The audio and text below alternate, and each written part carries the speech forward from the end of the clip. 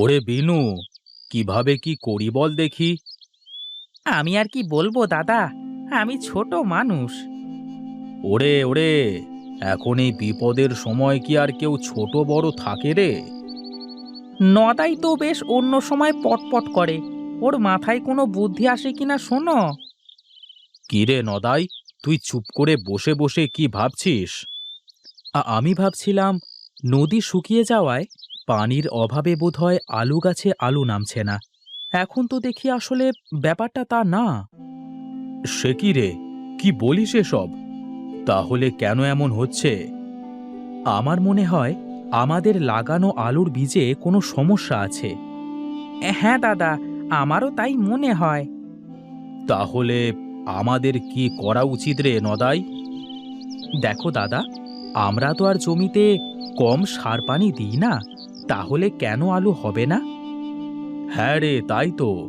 আগে তো কখনো এমন হয়নি। তাহলে এখন আমরা কি করতে পারি দাদা? আমার তো চিন্তায় কিছুই মাথায় আসছে না রে। আমরা একটা কাজ করতে পারি দাদা। বেশ বেশ, বল দেখি কি করা যায়। আমরা ফটিকের কাছে গিয়ে পরামর্শ নিতে পারি। ধুর, ফটিকের কাছে কেন যাব? আর ওর মতো পাগলের কাছে আমাদের গিয়ে লাভ নেই। আরে দাদা চলোই না, নদাই যখন বলছে তার নিশ্চয়ই কোনো কারণ আছে।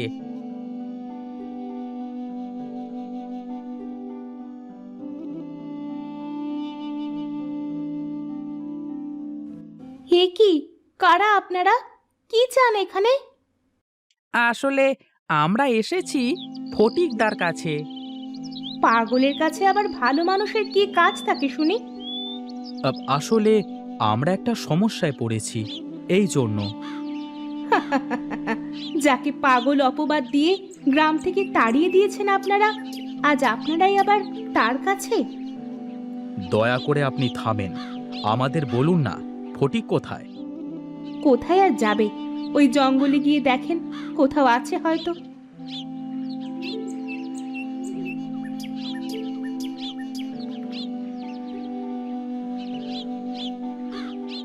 ওই যে, ওই দেখো দাদা, ফটিক ওখানে বসে আছে। চল চল, আগে ওর কাছে যাই। আরে, এ কারা? আমি কি চোখে ভুল কিছু দেখছি? না রে ফটিক, সত্যি আমরা এসেছি। এ তো আমার সৌভাগ্য রে, যে তোরা আমার কাছে এলি।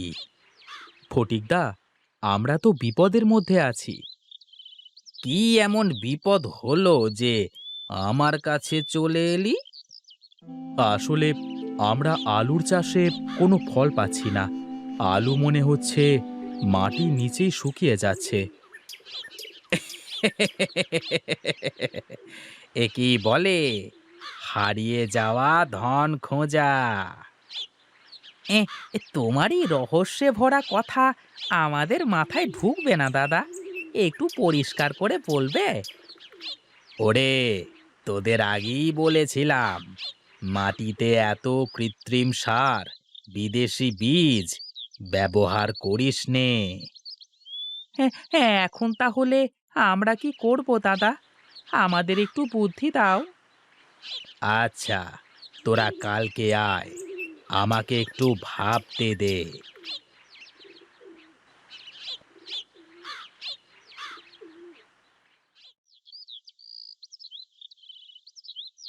আরে মহেশ, আয় আয়, আমি তোদের কথাই ভাবছিলাম। আব, এবার বল ভাই, আমরা কি করতে পারি? আমি যা বলবো তা শুনলে জমিতে শুধু আলু না, আলুর বৃষ্টি হবে। তাই নাকি দাদা? বলো বলো, কি সেই কাজ?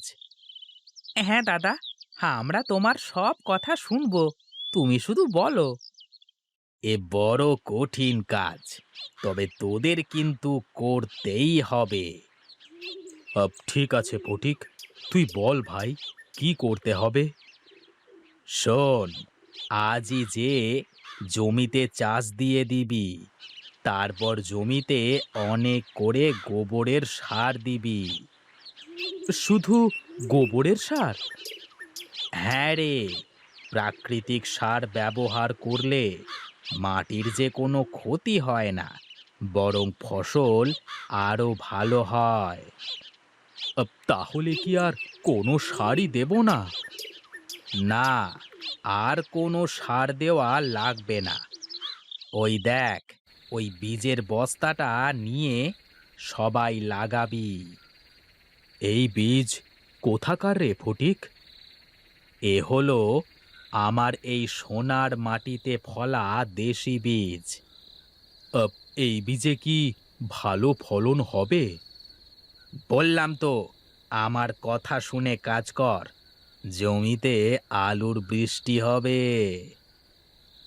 ঠিক আছে দাদা, যদি তাই হয় তাহলে তোমাকে আমরা আবার গ্রামে সম্মানের সাথে নিয়ে যাব।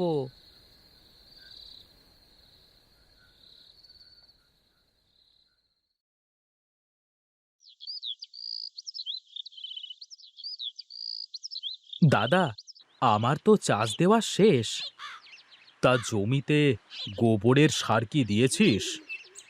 হ্যাঁ দাদা, সব হয়ে গেছে। কি রে বিনু, তোর কি চাষ দেওয়া শেষ? দাদা, চাষ দিয়ে গোবরের সারও দিয়ে দিয়েছি। বাহ, বাহ, তোরা তো আমার থেকেও আগে রে। ওই পাগলটার কথা মতো কাজ করছি, না জানি কি হবে। তুমি দাও তো দাদা, আমাদের বীজ আমাদের দাও, আমরা জমিতে লাগিয়ে দিই।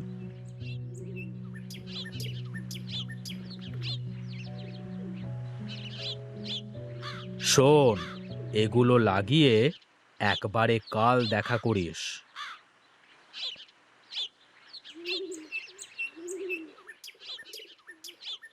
নে এখন তাড়াতাড়ি বীজগুলো লাগিয়ে ফেলি।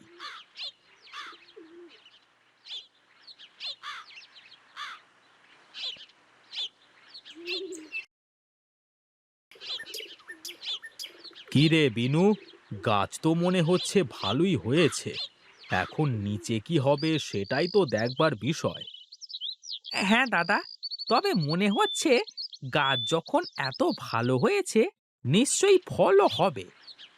হ্যাঁ, হ্যাঁ, তাছাড়া সার বাদে আমরা যে এত ভালো আলু গাছ বানাতে পারবো তা কি কখনো ভেবে দেখেছি? আর তো মাত্র কয়েকদিনের ব্যাপার, দেখি, তারপর বোঝা যাবে। হ্যাঁ, ফটিকদার কথা যদি সত্যি হয় তাহলে আমরা কিন্তু ফটিকদাকে সম্মানের সাথে গ্রামে ফিরিয়ে আনবো। সে সময় হোক, তবেই দেখা যাবে। হ্যাঁ হ্যাঁ, আগে দেখি না কি হয়। হ্যাঁ, হ্যাঁ, এখন চল তোরা সবাই বাড়িতে যাওয়া যাক।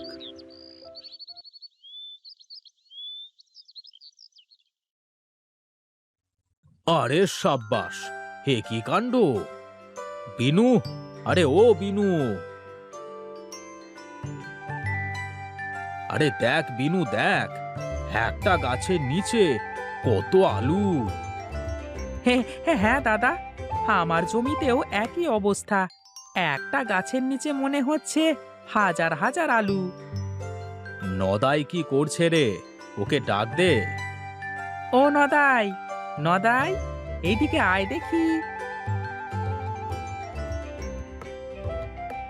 কি দাদা, বিশ্বাস হচ্ছে না? ওই পাগলের কথাই সত্যি হলো। হ্যাঁ মহেশ দাদা, দেখো, জমিতে মনে হচ্ছে আলুর বৃষ্টি হয়েছে। হ্যাঁ রে, আমরা সবাই ফটিককে ভুল বুঝে গ্রাম থেকে তাড়িয়ে দিয়েছিলাম। হ্যাঁ দাদা, এখন সময় হয়েছে ফটিকদাকে যথাযথ সম্মান দিয়ে গ্রামে ফিরিয়ে আনা। হ্যাঁ, হ্যাঁ, এখন আলুগুলো সব নিয়ে চল জমি থেকে, তারপর দেখছি।